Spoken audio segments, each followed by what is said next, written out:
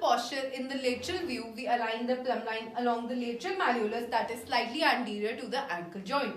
The plumb line ideally passes through the external auditory meatus through the greater tubercle. As you can see that the plumb line is passing slightly posterior to the external auditory meatus, indicating that the patient has forward-headed posture.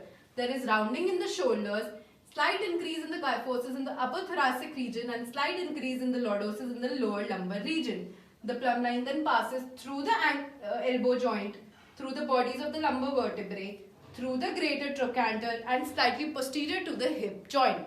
As you can see that there is no deviation in the said landmarks. The plumb line then passes anterior to the knee joint, posterior to the patella and anterior to the ankle joint. As you can see that the plumb line is passing excessively anterior to the knee joint, indicating there is hyperextension in the knees. For the lateral view of posture assessment, the LOG passes through the external acoustic meatus and then posterior to the cervical spine. There is slight increase in cervical lordosis.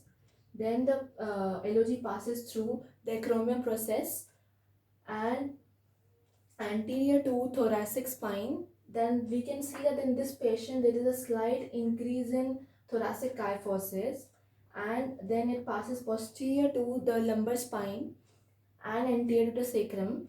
It passes through the hip joint and actually through the greater trochanter, little posterior to the hip joint and anterior to the knee joint, posterior to patella and anterior to lateral malleolus.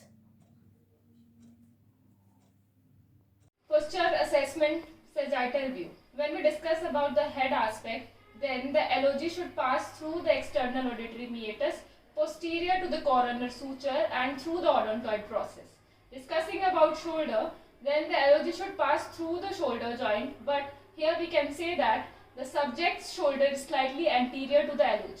When the spine is in optimal alignment, the LOG passes through the lateral midline of trunk, slightly posterior to the hip joint axis, slightly anterior to the knee joint axis and slightly anterior to the lateral malleolus, that is slightly anterior to the ankle joint axis.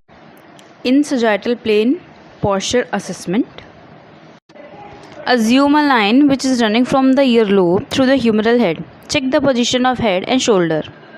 You can see he has forward head posture and shoulders are slightly retracted. While examining spine, check for cervical lordosis, thoracic kyphosis and lumbar lordosis, but we can see spine is normal. Now check for the pelvic tilts, but there is no anterior or posterior pelvic tilt. At knee level, check for flexed knee posture or hyperextension, but knees are normal. At the ankle level, check for claw toe and hammer toe, but ankles are normal.